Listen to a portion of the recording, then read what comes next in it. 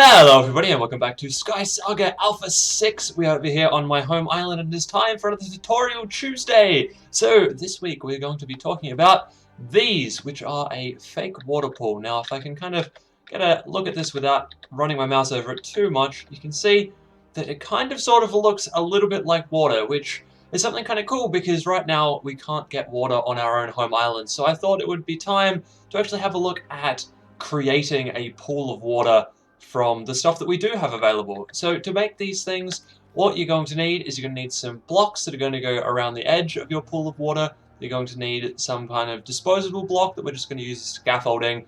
And then you're going to need a couple of different variations of blue blocks. So right here I've got saltstone, etherstone, and sky iron blocks as well. Now, you don't need a whole lot of these. You do need a fair few. I would say at least 10 of each of the stones and then a few of the iron blocks just to kind of add a little bit of color to it.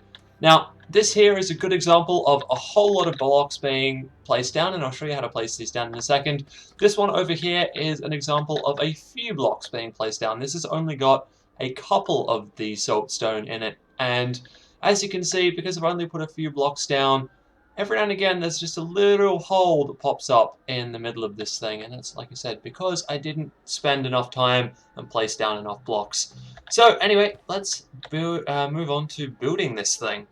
So to place these down, first of all you want to mark out where you actually want your pool to go. So I'm going to put my pool here on this one block, and then I need to go 1, 2, 3 back and put a wall here. Now the other thing I need to do as well is to get my hands on a window of some form, just any form of window, because we're going to need the hitbox here to help position our character in such a way that we can throw these blocks effectively. Now that I've got my wall here, which is 4 blocks back from where I want it to be, I'm going to put 2 blocks up on either side. This is going to form a nice little nook that we can step into, and we'll be able to throw blocks perfectly towards this square. Now, the final thing that we need to do is we need to build walls all the way back and one at the back here. And all of these walls now need to be built up to 3 high.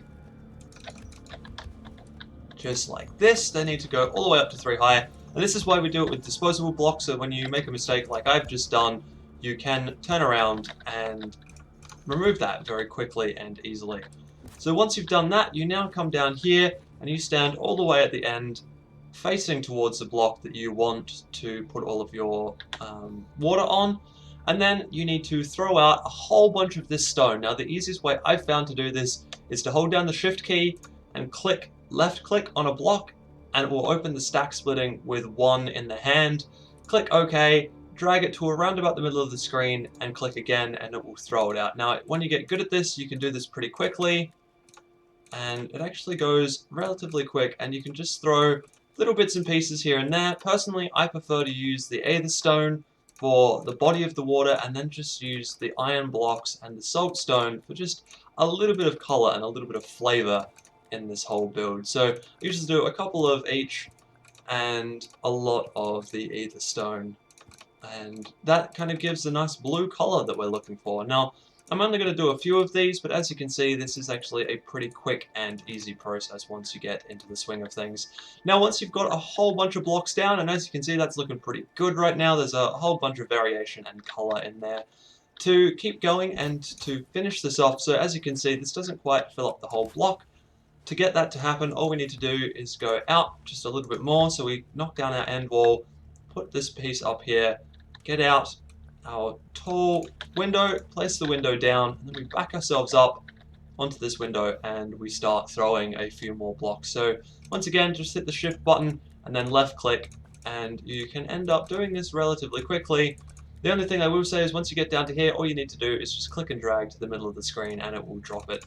That's what you're really aiming for with this. If you click and drag something to the middle of the screen, it will drop it out of your inventory, rather than if you click over here, sometimes it doesn't throw correctly. So you just need to make sure you're relatively close to the middle of the screen and it will drop correctly.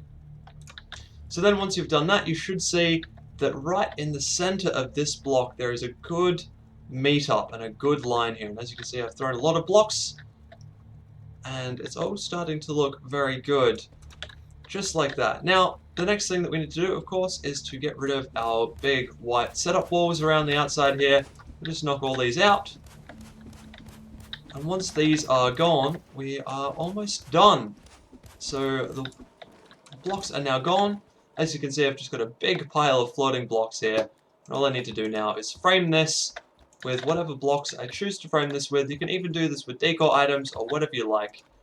And there we go. One pool of water created successfully.